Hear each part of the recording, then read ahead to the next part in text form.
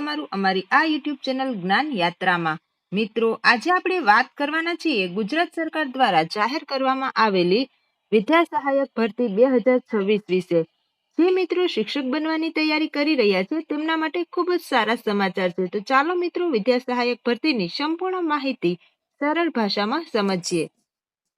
જગ્યાઓ અને ક્યારે ફોર્મ ભરાશે। આ વિદ્યા સહાયક ભરતી અંતર્ગત ધોરણ 1 થી 5 એટલે કે ગુજરાતી માધ્યમ માટે કુલ 11,000 જગ્યાઓ પર ભરતી થવાની છે। તો ફોર્મ ભરવાની પ્રક્રિયા તારીખ 15 એપ્રિલ 2026 ના રોજ શરૂ થશે અને બપોરે 12 વાગ્યાથી શરૂ થશે, તેમજ 24 એપ્રિલ 2026 ના રોજ બપોરે 3 વાગ્યા સુધી તમે ઓનલાઈન ફોર્મ ભરી શકશો।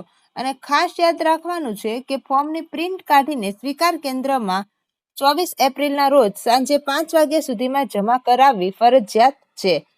ત્યાર પછી મિત્રો જોશું તો કે શૈક્ષણિક લાયકાતની વાત કરીએ તો ઉમેદવારે ધોરણ 12 પાસ કરેલું હોવું જોઈએ અને 2 વર્ષનો DIID કે PTC નો કોર્સ કરેલ હોવો જોઈએ અને આ સાથે ટેટ 1 ની પરીક્ષા પણ પાસ કરેલી હોવી જોઈએ।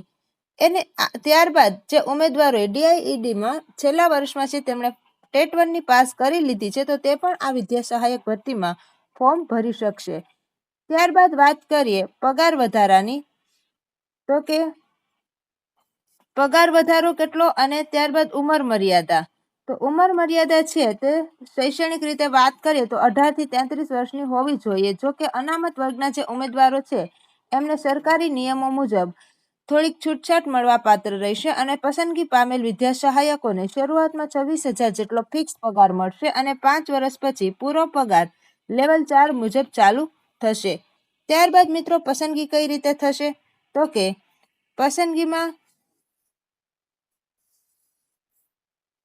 ફોર્મ ભરતી વખતે અને વેરિફિકેશન સમયે કેટલાક ડોક્યુમેન્ટ તમારે ફરજિયાત જોઈશે, જેમ કે શાળા છોડ્યાનું પ્રમાણપત્ર, ત્યારબાદ આધાર કાર્ડ અને માર્કશીટ, ધોરણ 12 ની ટ્રાયલ સર્ટિફિકેટ, ટેટ 1 ની માર્કશીટ અને DIID ની માર્કશીટ તથા ટ્રાયલ સર્ટિફિકેટ, અનામત વર્ગ માટે જાતિનો દાખલો, નોન ક્રિમિલિયર અથવા તો EWS સર્ટિફિકેટ, ઉમેદવાર વિકલાંગ, માજી સૈનિક અથવા તો વિધવા હોય તો તેમનું પણ પ્રમાણપત્ર રજૂ કરવાનું રહેશે।